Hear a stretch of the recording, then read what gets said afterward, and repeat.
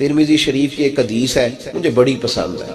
मैं समझता हूँ ये हदीस अगर लोग समझ जाए ना तो बात बन जाए। नबी पाक सल्लल्लाहु ताला अलैहि वसल्लम ने लोगों से कहा, लोगों चाहते हो कि तुम अल्लाह के महबूब बन जाओ? तो सहाबा के चेहरे खिल उठे। कहा या रसूल अल्लाह सल्लल्लाहु अलैहि वसल्लम बिल्कुल चाहते हैं। फरमाया जो अल्लाह ने तुम्हें दिया है उस पर राजी हो जाओ, अल्लाह के महबूब बन जाओगे, अल्लाह तुमसे प्यार करेगा। और फिर फरमाया चाहते हो कि लोग भी तुमसे प्यार करें? लोग भी करें या रसूलल्लाह, दिल करता है। तो नबी पाक ने फरमाया किसी बंदे की जेब की तरफ कभी ना देखना, जो सामने वाले की जेब में है उससे बच जा, उसके माल पर नजर डालनी छोड़ दे, लोग भी तुझसे प्यार करने लग जाए। लोगों के माल की तरफ ना देख। आप रख ले किसी का 500 रुपया भी, वो कहेगा बंदा ही नहीं सही, मेरा 500 खा गया। ये मत समझे कि बड़ा अमीर था, उसको फिक्र ही कोई नहीं ना। इन मामलात के अंदर लोग कहीं ना कहीं बोल ही जाते हैं, कहीं ना कहीं बात कर ही जाते हैं, किसी न किसी जगह जुबान फिसल ही जाती है। तो मेहरबानी फरमाए, मेहरबानी करें, आप इस बात पे जरूर गौर करें। और ये मेरी अपील है, आप मेरे पीर भाई हैं, अजीज हैं, कि कोशिश फरमाए लेन देन के मामलात को 110% साफ रखें। कोशिश करें जहां कोई चीज देनी है, खरीदारियां बाद में होती रहेंगी, जायदादें बाद में बनती रहेंगी, कर्जे नहीं होने चाहिए, कर्जा नहीं होना चाहिए। मैं एक बुजुर्ग से कभी कभी मिलता था तो मैं कहता था हज़रत जी हालात कैसे हैं? तो कहते हैं अल्हम्दुलिल्लाह किसी का देना कुछ नहीं, अल्हम्दुलिल्लाह किसी का।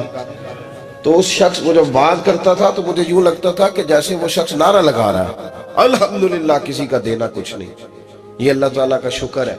और फिर वो कभी कभी ये भी कहा करते थे किसी से 200-250 लेना होगा, मैंने देनी कोई शय नहीं, कोई कभी कभी टटोलोगे तो मेरा किसी तरफ कोई निकल ही आएगा, लेकिन मैंने किसी का देना कोई नहीं। मेरे ऐसा फरमाया करते थे हमारी तो तरीकत भी बड़ी दलेर है। मैंने एक दफा कहा हुजूर नजरिया तरीकत क्या? फरमाने लगे हमारी तो तरीकत भी बड़ी खुददार है, हम मुरीदों का खर्च नहीं कराते, हम तो कई दफा मुरीदों पे खर्च कर डालते, हमारी तो तरीकत भी बड़ी तवाना है, ने तो मिजाज ही बड़ा अनोखा पाया। तो मेहरबानी फरमाए लेने देने के मां। एक हदीस बुखारी में बड़ी मजेदार है, बुखारी में, सुभान अल्लाह। और बुखारी शरीफ कुरान मजीद के बाद उम्मत मुस्लिमा के पास सबसे मोतबर किताब का नाम बुखारी शरीफ है। नबी पाक सल्लल्लाहु अलैहि वसल्लम ने फरमाया एक भाई अपने भाई से कर्जा लेने लगा, एक दोस्त अपने दोस्त से पैसे लेने लगा। उसने कहा यार पैसे तो मैं दे देता हूं पर कोई गवाह। उसने कहा गरीबों के गवाह नहीं होते, मेरा गवाह अल्लाह है। उसने कहा किसी की जमानत दे दो। उसने कहा मेरी कौन जमानत देगा, मेरी जमानत मेरा अल्लाह ही देगा। वो बात हो गई, 1000 दिनार उसने, उसको बात बड़ी पसंद आई। कहा अल्लाह के नाम पर तू कहता है, अल्लाह भी गवाह है हमारे दरमियान और अल्लाह ही जमानती है, तो ले ले पैसे। 1000 दिनार दे दिए।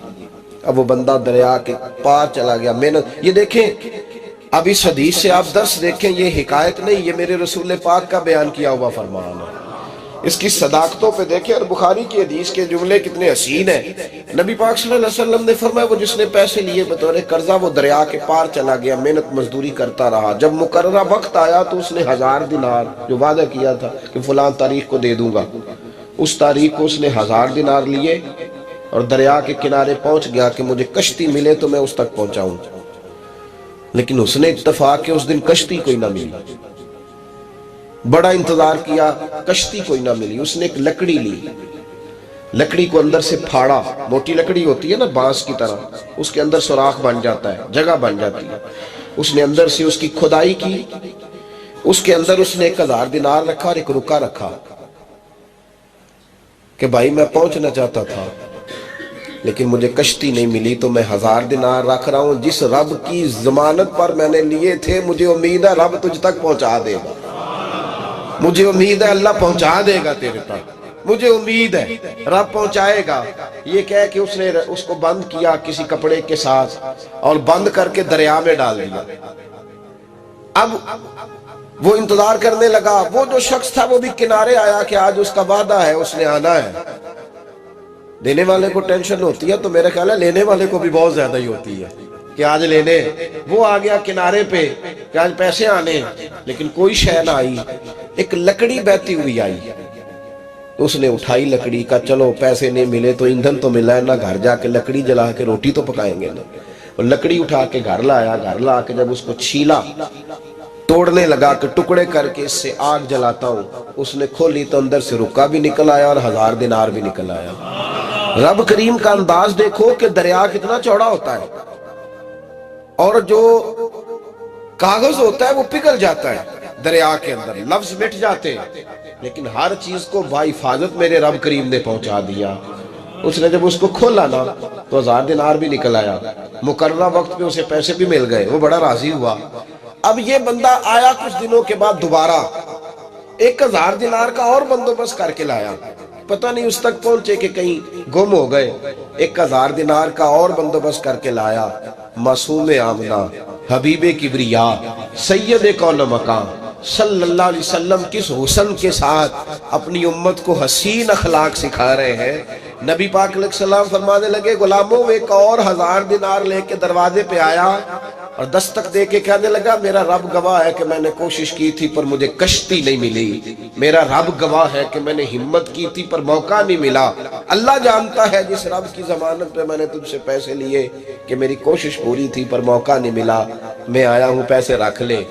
اس نے کہا، اگر اللہ تیرے اور میرے درمیان گواہ تھا پھر وہ کریم بھی بڑا ہے، تو نے دریا میں ڈالے تھے تو رب کریم نے بحفاظت مجھے پہنچا بھی دیے، اور تیری عزتوں کو اس نے برقرار رکھا ہے، میرے دل میں تیری گویا قدر بڑھ گئی ہے۔ او بھائی، جو رب کریم پہ بھروسہ کرے، جو اللہ پہ بھروسہ کرے اور ارادہ کرے۔ اور اسی طرح کی ایک اور حدیث سیاستہ میں موجود ہے، نبی پاک صلی اللہ علیہ وسلم نے فرمایا، ایک بندے کا ارادہ تھا قرضہ دینے کا، اس کا پروگرام تھا واپس کروں گا پیسے، محنت کر رہا تھا، جدوجہد کر رہا تھا، کوشش تھی، وہ نیت اس کی صحیح تھی، دبانے کا 1% بھی ارادہ نہیں تھا، کوشش جاری تھی، ہمت کر رہا تھا، فوت ہو گیا۔ یا رسول اللہ اب کیا بنے گا؟ اگر صوفیاء اس حدیث پہ وجد کرتے، وجد آتا ہے ان لفظوں پہ، اب کیا بنے گا؟ تو میرے محبوب فرمانے لگے، قیامت کے دن اللہ اپنی رحمت سے اس کے قرضے ادا فرما دے گا۔ دیکھو اتنا بھی کوئی خوش نصیب ہے جس کے اللہ قرضے ادا کرے، اتنا بھی کوئی خوش قسمت ہے رب جس کے قرضے دے، اللہ کہے مجھ سے لے لے، چل یار رہنے دے۔ اور بھائی ان لفظوں کو دیکھیں نا، حدیث مبارکہ میں سرکار دو عالم صلی اللہ علیہ وسلم نے فرمایا، قیامت کے دن 2 بھائی، ایک بھائی پہلے انتقال کر گیا، ایک بعد میں فوت ہوا، جو پہلے چلا گیا اس کے کچھ حقوق بعد والے نے دینے تھے، سمجھ لے کچھ قرضے تھے، اب وہ پہلے فوت ہوا، اسے بعد میں احساس ہوا، اس نے کوشش بھی کی، معافیاں بھی مانگی، لیکن اب وہ فوت ہو چکا تھا۔ تو نبی پاک صلی اللہ علیہ وسلم فرماتے ہیں قیامت کے دن چونکہ یہ معافیاں بھی مانگتا رہا، توبہ بھی کرتا رہا، بڑی اس کو صحیح احساس ہو گیا، ندامت والی توبہ کی، لیکن اب جس کا حق تھا وہ تو فوت ہو گیا، اب کیا کرے؟ تو محبوب فرمانے لگے، فوت ہوگا نا، جس نے دینے تھے پیسے، جس کے ذمہ حقوق تھے، لیکن وہ جس کے دینے تھے وہ تو چلا گیا، سمجھ لیں کوئی وارث بھی نہیں۔ تو فرمایا جب یہ فوت ہوگا تو قیامت کے دن جو پہلے فوت ہوا تھا وہ مقدمہ کرے گا کہ یا اللہ اس نے میرا مال دبایا، میرے پیسے لے کے دے، تو رب کریم فرمائے گا چل یہ بڑیاں معافیاں مانگتا رہا، اسے معاف کر دے۔ اللہ فرمائے گا، وہ کہے گا نہیں یا اللہ مجھے بڑا ستایا، مجھے بڑی تکلیف دی، میرے حقوق ضائع کیے، میں نہیں معاف کرتا۔ تو رب کریم فرمائے گا ذرا اوپر اٹھنا، چل بعد میں بات کرتے ہیں، اٹھ تو صحیح، وہ جنت میں ایک محل بنا ہوا ہے، ذرا اس کی طرف تو نظر ڈال۔ اس نے نظر ڈالی تو یہاں تو کوئی اچھا انجینئر بنائے کوئی مکان تو نظر جو ہے وہ ہٹتی نہیں، تو جس مکان کو رب تیار فرمائے، جس کو اللہ بنائے، اس سے نظریں کیسے ہٹتی ہوں گی؟ اس نے دیکھا تو دیکھتا ہی گیا، دیکھتا ہی گیا، عرض کرنے لگا مولا یہ کس کا مکان ہے؟ تو محبوب علیہ السلام فرماتے ہیں رب کریم نے فرمایا اس کا ہے جو اس کی قیمت دے گا۔ کہ یا اللہ کون قیمت دے گا؟ فرمایا تو بھی دے سکتا ہے۔ یا اللہ میں غریب فقیر میں کیسے قیمت دوں؟ تو اللہ فرمائے گا چل تو اپنے بھائی کو معاف کر دے، میں محل تجھے دے دیتا ہوں، تو معافی دے دے، محل تیرا ہوا۔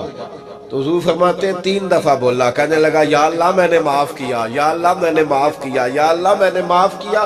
تو اللہ فرمائے گا پھر بھائی کا بازو پکڑ، وہ ایک محل نہیں، وہ ایک ہی نقشے کے 2 بنائے ہوئے ہیں، اس کا بازو پکڑ، دونوں جنت میں چلے جاؤ، میں نے تم دونوں کے لیے گھر بنا دیا ہے۔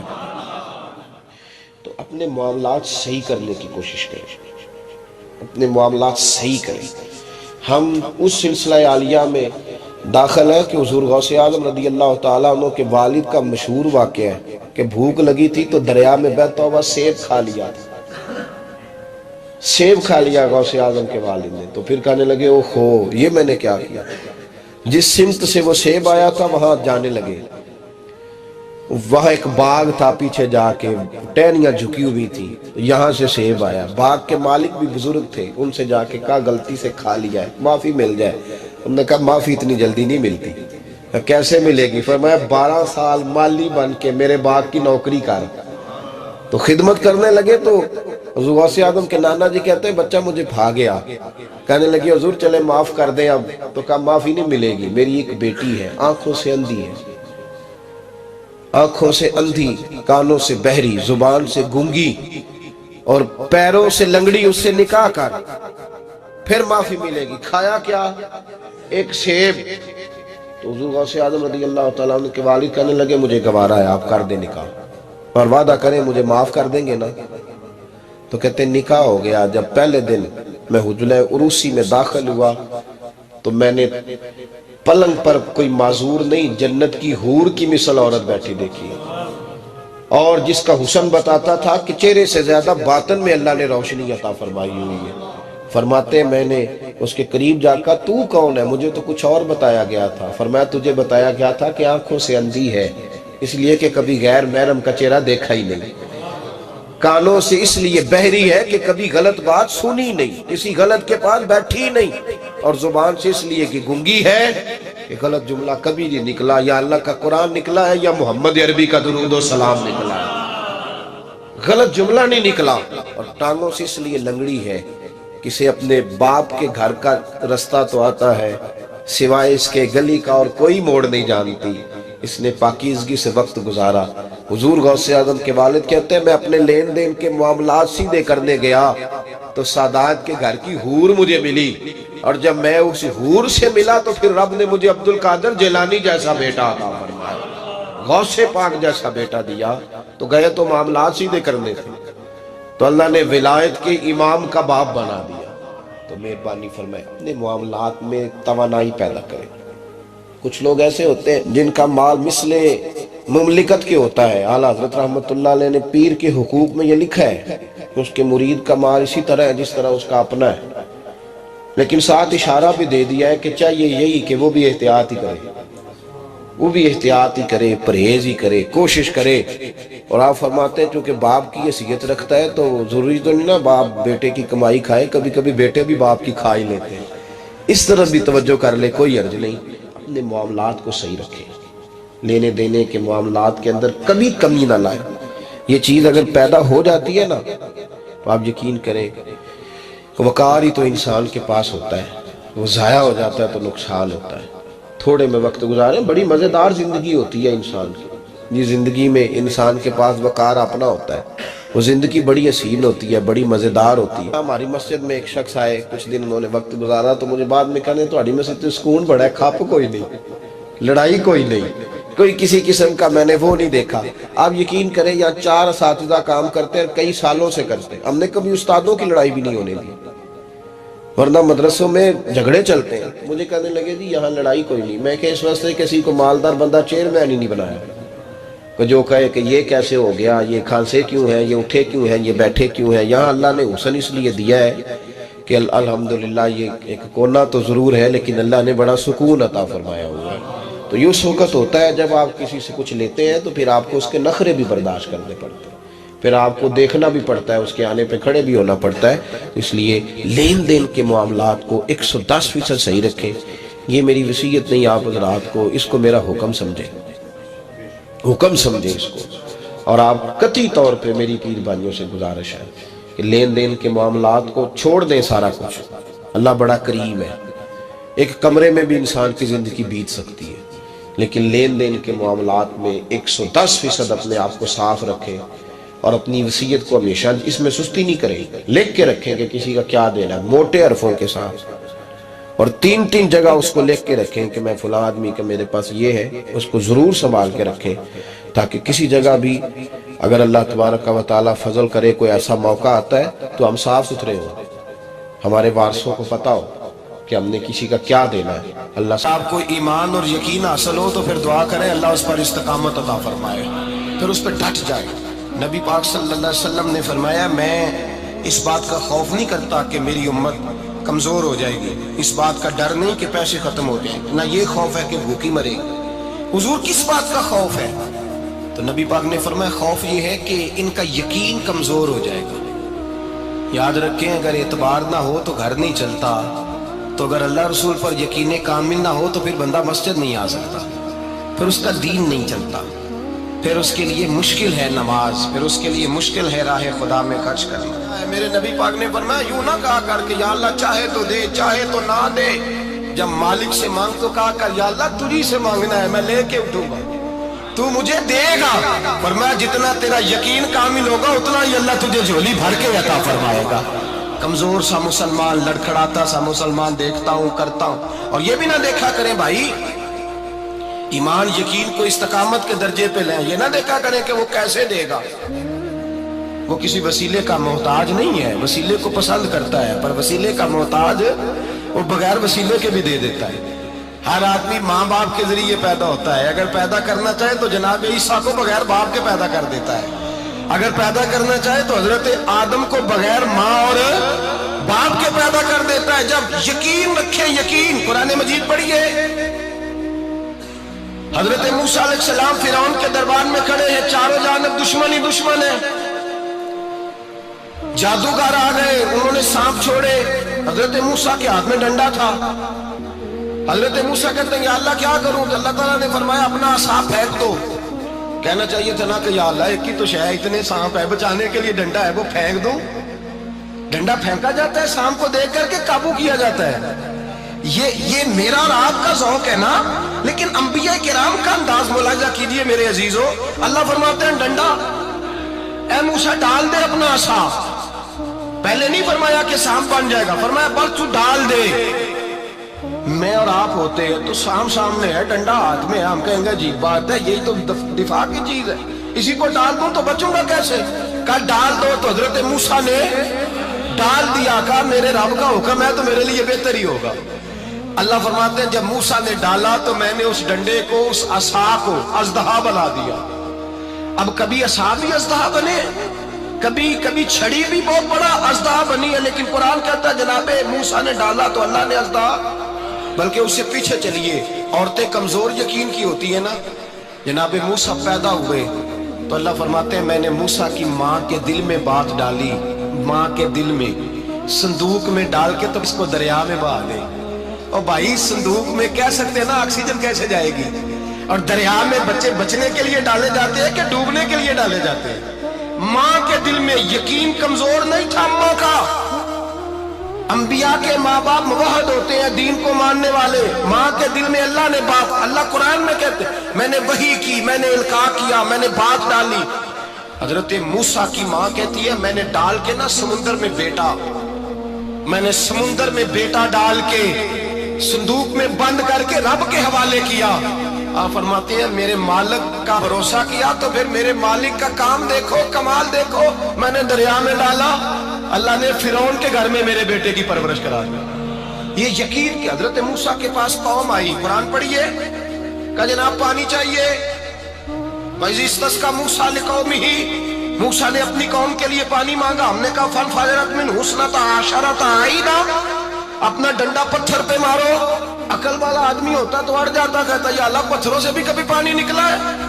اِدْرِبْ بِعَصَاكَ الْحَجْرَ, مارو پتھر پہ ڈنڈا. اللہ کے نبی نے منٹ نہیں لگایا, ٹھا کر کے ڈنڈا لگایا. فَانْفَجَرَتْ مِنْهُ اثْنَتَا عَشَرَةَ عَيْنًا. اللہ فرماتے ہیں جناب موسیٰ نے ایک عصا مارا, میں نے 12 چشمے جاری کر دیے. تو لے تو لا اللہ کرتا ہے, اللہ کہتا ہے پڑھ نماز روزی دوں گا, کہتا ہے سوچتا ہوں. اللہ فرماتا ہے آجا مسجد میں تیرا ہو جاؤں گا, کہتا ہے دیکھتا ہوں. رب فرماتا ہے تو میرے محبوب کی غلامی کر, میں تجھے محبوب بنا لوں گا. تو کہتا ہے تھوڑا بڑا ہو کے داڑھی رکھنی ہے, ابھی سیانا ہو کے میں ذرا سرٹیفکیٹ لے لوں ذرا حصے کے کتنے سالوں کے بعد آئے گی, پھر شروع کروں گا. پروگرام بنا رہا ہے, ابھی تو ارادے میں ہے. اللہ کے پیغمبر کا ڈنڈا, اور اس سے زیادہ آگے بات ہو گئی. پیچھے فوج لگی ہوئی ہے فرعون کی, مجمع ہے, ہزاروں لاکھوں کا لشکر لے کے, تلواریں نیزے. فرعون پیچھے, آگے دریا آ گیا. حضرت موسیٰ علیہ السلام کھڑے ہیں, اب کدھر جائیں. اللہ پاک نے فرمایا مارو ڈنڈا. کہاں؟ پانی پہ ڈنڈا مارو. اب حضرت موسیٰ علیہ السلام پانی پہ ڈنڈا مارے تو پانی ابلے گا، اس سے زیادہ کیا ہوگا؟ پہلے پتھر پہ ڈنڈا مروایا تو پانی نکلا، اب پانی پہ ڈنڈا مروایا فَإِذْ فَرَقْنَا بِكُمُ الْبَحْرَ فَأَنْجَيْنَاكُمْ وَأَغْرَقْنَا آلَ فِرْعَوْنَ. اللہ فرماتے ہیں موسیٰ نے پانی پہ ڈنڈا مارا تو میں نے پانی میں رستے بنا دیے. ایک جگہ ڈنڈا مارا تو پانی نکل آیا، دوسری جگہ عصا مارا تو پانی خشک ہو گیا. 12 چشمے بن گئے، 12 رستے بن گئے دریا میں سے. حضرت موسیٰ علیہ السلام گزر گئے اور اللہ فرماتے ہیں فرعون بھی آیا تو اسے میں نے غرق کر دیا اور وہ کھڑا دیکھتا ہی رہ گیا کہ بنا کیا ہے.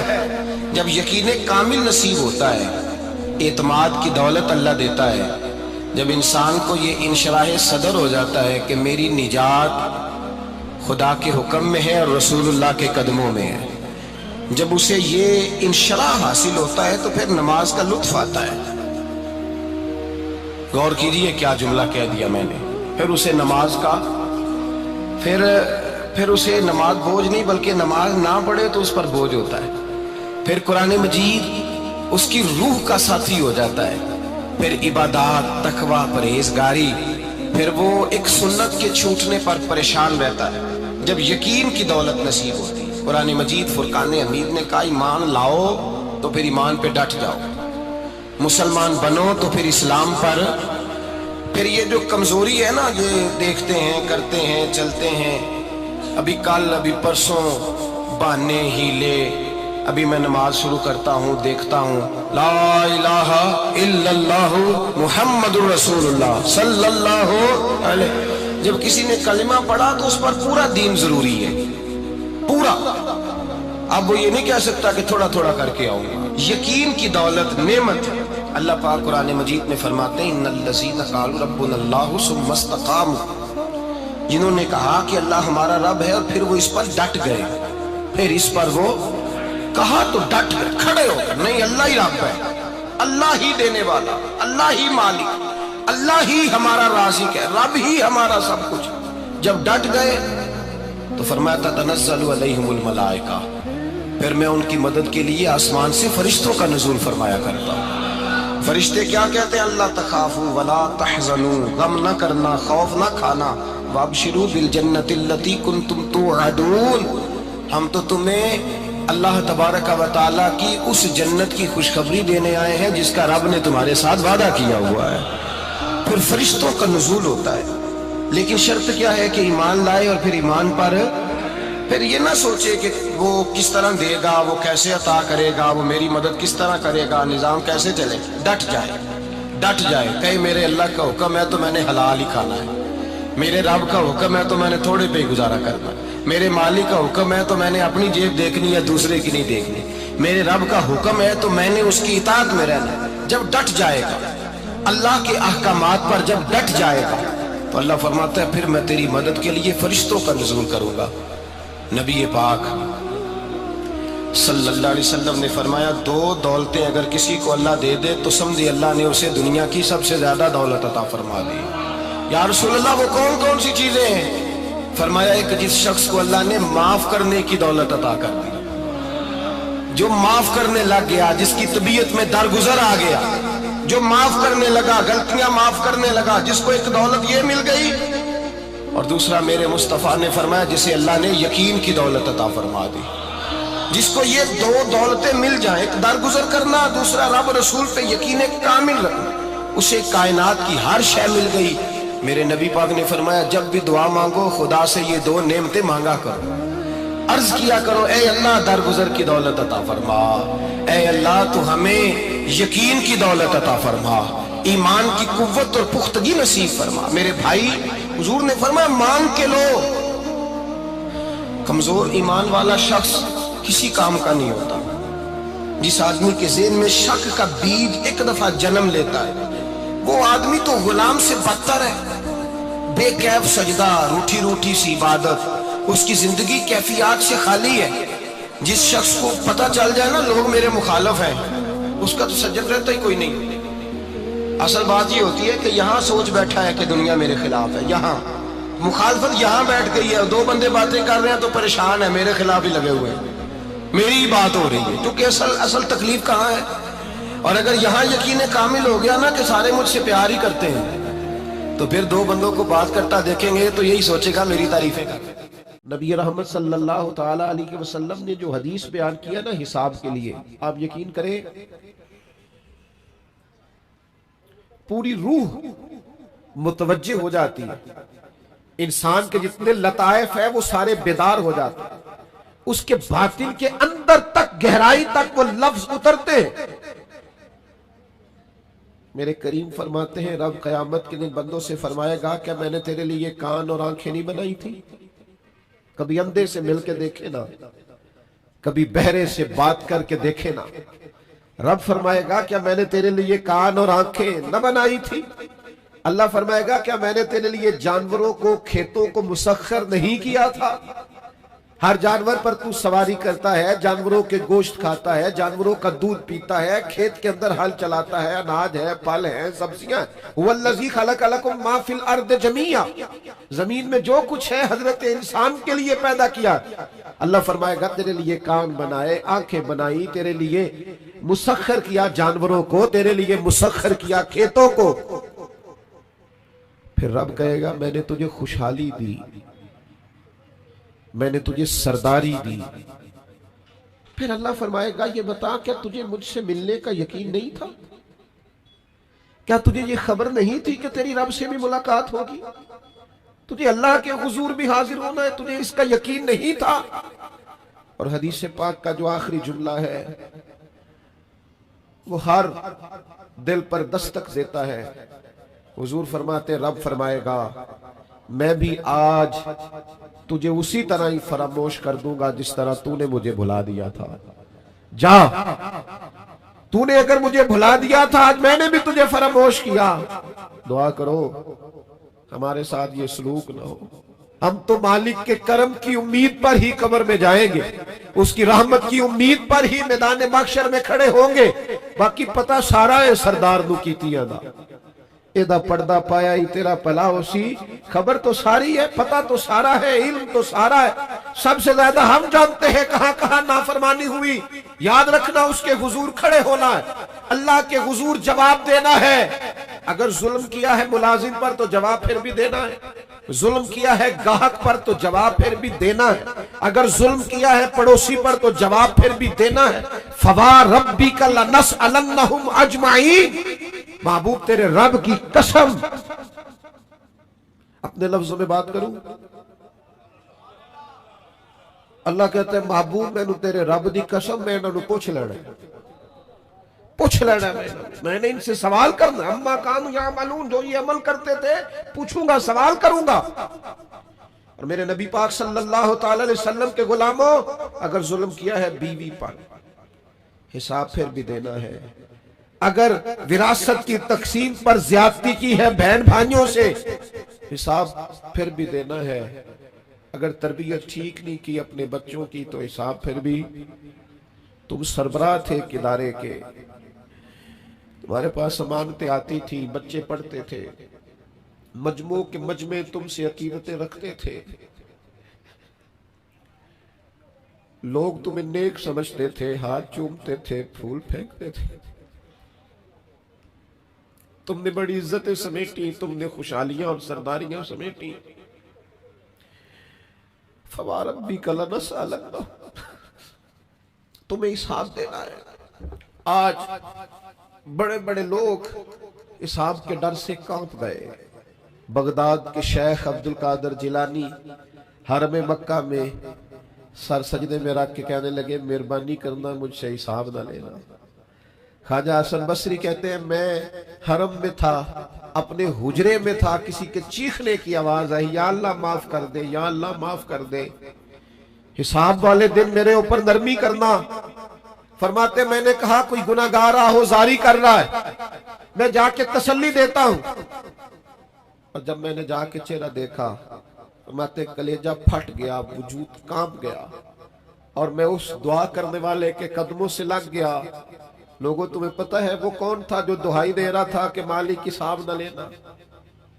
وہ حسین کا کربلا میں تنہا بچ جانے والے صاحبزادہ امام زین العابدین تھے، وہ شیر خدا کا پوتا فاطمہ کا جگر پارا تعلیم امت کے لیے حرم مکہ میں اللہ کے حضور آہذاریاں کرتا ہے. مالک ولمن خاف مقام ربہ جنتان.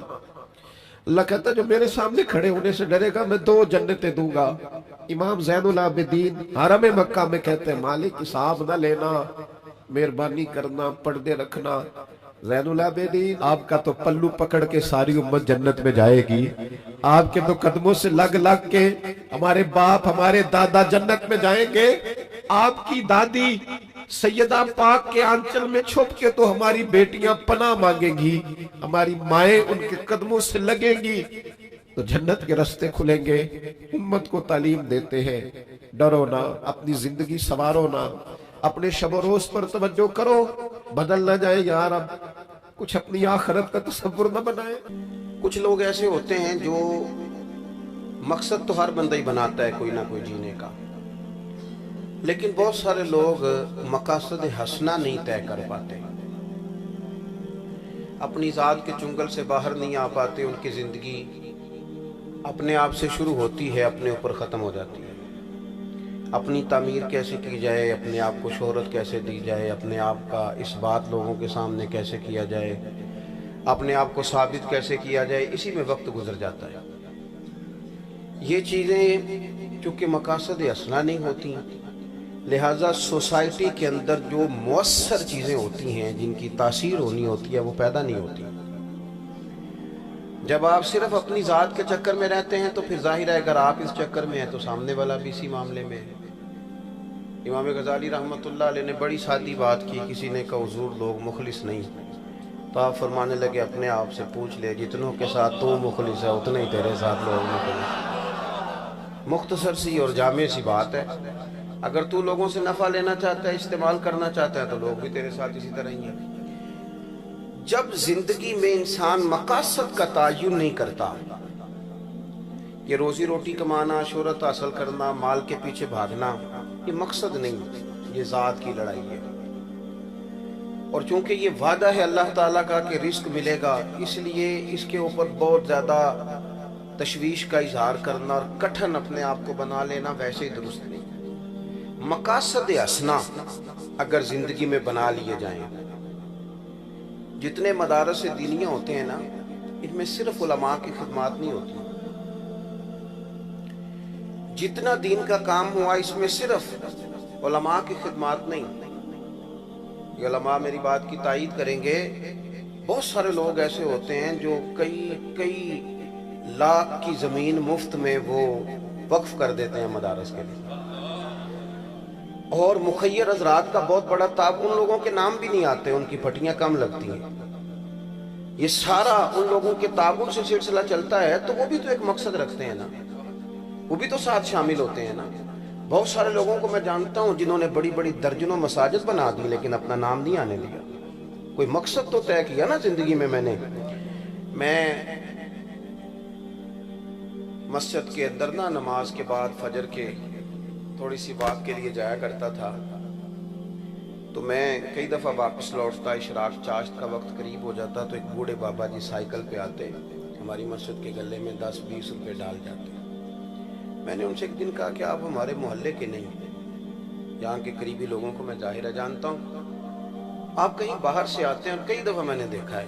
وہ کہنے لگے مولوی صاحب میں غریب آدمی ہوں، میری زندگی کا ایک مشن ہے کہ ہر مسجد میں میرے نام کی ایک اینٹ لگ جائے. تو میں نا 20 مسجدوں میں جاتا ہوں سائیکل پہ بیٹھ کے. تو چونکہ میرے پیسے بڑے تھوڑے سے ہیں، 20-50 روپے تو کسی کے ہاتھ میں دینا، کیا کسی کو دوں گا، میں گلے میں ڈال کے آ جاتا ہوں. آپ اپنی زندگی میں اگر مقاصد بنا لیں، تھوڑے دن پہلے خبروں میں ایک شخص رہا، وہ ایک بہت بڑے سرکاری عہدے سے فارغ ہوا ہے، اس نے بڑی بڑی گاڑیوں میں وقت گزارا ہے، اب اس نے ایک چاند گاڑی رکھ لی. وہ کرتا کیا ہے؟ مقدس اور آگ کٹھے کرتا. وہ کہتا ہے میں نے مقصد بنا لیا ہے کہ جس صفحے پر قرآن پاک کی آیت لکھی ہے میں نے اسے سنبھالنا ہے. مقاصد جب آپ طے کر لیتے ہیں، اس میں سفر میں کئی دفعہ سپیڈ بریکر بھی آئے گا، کئی دفعہ دشواری بھی آئے گی، دھند بھی آئے گی، آپ کو رستے بھی بند ملیں گے، لیکن شرط یہ ہے کہ آپ نے کوئی مقصد طے کر لیا. اگر تو طے کر لیا تو تھوڑی دیر کے بعد وہ دھند چھٹ جائے گی، بادل ہٹ جائیں گے، سورج نکل آئے گا، رستہ صاف ہو جائے گا، لیکن شرط یہ ہے کہ آپ مسافر ہیں کہ نہیں۔ قرآن مجید نے نا اس امت کے ذمہ مقصد لگایا ہے، فرمایا کنتم خیر امت اخرجت للناس، تم بہترین امت ہو، تمہیں لوگوں کے نفع کے لیے بنایا گیا ہے۔ تأمرون بالمعروف وتنہون عن المنکر، یہ جو بالمعروف ہے اس کا مطلب یہ ہے کہ تم نے سوسائٹی میں خیر عام کرنی ہے، اور یہ جو منکر ہے اس کا معنی یہ ہے کہ تم نے جو چیزیں بری ہیں اس سے سوسائٹی کو دور کرنا ہے۔ معنی کیا ہے؟ مسلمان کا وجود اس بات کی علامت بنے کہ جہاں مسلمان ہے وہاں اب خیر بٹے گا۔ کسی مسلمان کا کسی جگہ وجود ہونا اس بات کی علامت ہوتا تھا کہ یہاں سے اب شر دور ہو جائے گا، چونکہ اس امت کی تعریف یہ ہے کہ یہ لوگوں کو بھلائی کا حکم دے گی اور برائی سے روکے گی۔ مقصد کے تحت جب آپ زندگی گزارتے ہیں، جب آپ دیکھیں نا، کیونکہ ہمارا اب دور آیا اقوال زرعی پڑھنے کا، اور ہم تو اتنے سیانے ہو گئے ہیں کہ ہم نے اپنے اسکولوں کی دیواروں پر انگریزوں کے قول لکھ لیے۔ کئی دفعہ دل کرتا ہے پوچھنے سے کہ میاں نبی کریم علیہ السلام کی ساری حدیثیں یاد ہو گئی ہیں جو آپ ادھر چل نکلے ہیں؟ آپ کو سرور کائنات صلی اللہ علیہ وسلم کی بتائی ہوئی باتیں کتنے یاد ہو گئی جو آپ نے ادھر ادھر بھی دیکھنا شروع کر دیا؟ وہ جی آج ایک بات پڑھی تھی آپ تک پہنچا رہا ہوں۔ او میاں تو اسے چھوڑ، آپ میرے دل آمنہ کے لال کی باتیں کریں، تو سرکار کی بات کر۔ نا علمہ وچ پھسا سانو، تو یار دی گل سنا سانو۔ سرور کائنات علیہ السلام کی آپ کوئی ایک بات بھی لیں گے تو وہ آپ کو دستور زندگی دے گی۔ نوجوان میری بات پر غور کریں، ہمارے ہاں چونکہ ہر جمعے حدیثیں پڑھی جاتی ہیں اور مفت میں پڑھی جاتی ہیں، آپ کو موٹیویشنل سپیکر کے پاس 5,000 روپے کی سیٹ بک کرانی پڑتی ہے، مولوی صاحب کے پاس تھوڑی کرانی پڑتی ہے۔ وہ تو آپ کو گزارش کرتے ہیں کہ مہربانی کرنا اگلے جمعے ٹائم پہ آ جانا، تو اس کے باوجود بھی لوگ نہیں آتے۔ اگر ہم سرکار دو عالم علیہ السلام کی باتیں غور سے پڑھیں تو وہ ہمیں منشور دیں جینے کا۔ صرف آپ غور کر لیں ایک جملہ حدیث پاک کا، حضور نے فرمایا تم میں سے بہتر وہ ہے جو لوگوں کے حق میں بہتر ہے۔ لو بس اس پہ زندگی گزاری جا سکتی ہے، اس ایک جملے پر، سرکار کے اس ایک فرمان پر بندہ زندگی گزار سکتا ہے۔ حضور نے فرمایا تم میں سے بہتر وہ ہے جو لوگوں کے حق میں نے بہتر بننا ہے اپنے استادوں کے حق میں، بہتر بننا ہے اپنے مشائخ کے حق میں نے بہتر بننا ہے اپنے ماں باپ کے حق میں، بہتر بننا ہے اپنے بہن بھائیوں کے حق میں، پھر اس کے بعد میں نے بہتر بننا ہے اپنے سسرال کے حق میں، پھر میں نے بہتر بننا ہے دوستوں کے حق میں، پھر میں نے بہترین بننا ہے اولاد کے حق میں، پھر میں نے بہترین بننا ہے محلے کی مسجد کے حق میں، پھر میں نے بہترین بننا ہے ان لوگوں کے حق میں جو میرے ساتھ تعلق رکھتے ہیں۔ ایک بات پر آپ اپنی زندگی بتا سکتے ہیں، شرط یہ ہے کہ کوئی منشور مل جائے۔ کھانا پینا سونا گھومنا یہ تو میرے بھائی مجبوراً بھی لوگ کرتے ہیں، یہ تو وہ بھی کرتے ہیں جو نظریاتی نہیں ہیں، کسی مذہب کے ماننے والے ہیں۔ اگر زندگی با مقصد نہ ہو تو جو صلاحیتیں اللہ تعالیٰ نے اپنے فضل سے دی ہوتی ہیں وہ بھی زنگ آلود ہو جاتی ہیں۔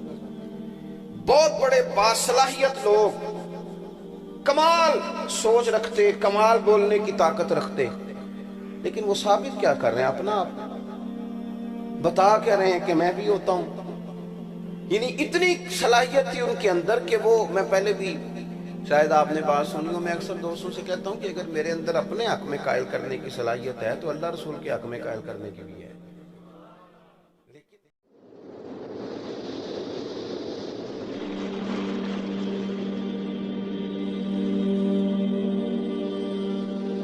اور ویسے بھی اگر موبائل پہ آپ کو ہم چاہیے تھے تو موبائل پہ بڑے دستیاب ہیں، پھر نہ آتے موبائل ہی آ جاتا، تو خود آئے نا چل کے تاکہ آپ سے بات ہو سکے، تو آپ اس لیے سکون سے بیٹھیں اور میری بات سنیں، اللہ جزائے خیر دے۔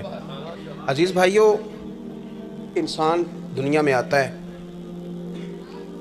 پھر اس نے یہاں وقت گزارنا ہوتا ہے۔ کچھ لوگ ایسے ہوتے ہیں جو مقصد تو ہر بندہ ہی بناتا ہے کوئی نہ کوئی جینے کا، لیکن بہت سارے لوگ مقاصد حسنہ نہیں طے کر پاتے۔ اپنی ذات کے چنگل سے باہر نہیں آ پاتے، ان کی زندگی اپنے آپ سے شروع ہوتی ہے، اپنے اوپر ختم ہو جاتی ہے۔ اپنی تعمیر کیسے کی جائے، اپنے آپ کو شہرت کیسے دی جائے، اپنے آپ کا اس بات لوگوں کے سامنے کیسے کیا جائے، اپنے آپ کو ثابت کیسے کیا جائے، اسی میں وقت گزر جاتا ہے۔ یہ چیزیں چونکہ مقاصد اسنا نہیں ہوتی، لہٰذا سوسائٹی کے اندر جو مؤثر چیزیں ہوتی ہیں، جن کی تاثیر ہونی ہوتی ہے، وہ پیدا نہیں ہوتی۔ جب آپ صرف اپنی ذات کے چکر میں رہتے ہیں تو پھر ظاہر ہے اگر آپ اس چکر میں ہیں تو سامنے والا بھی اسی معاملے میں ہے۔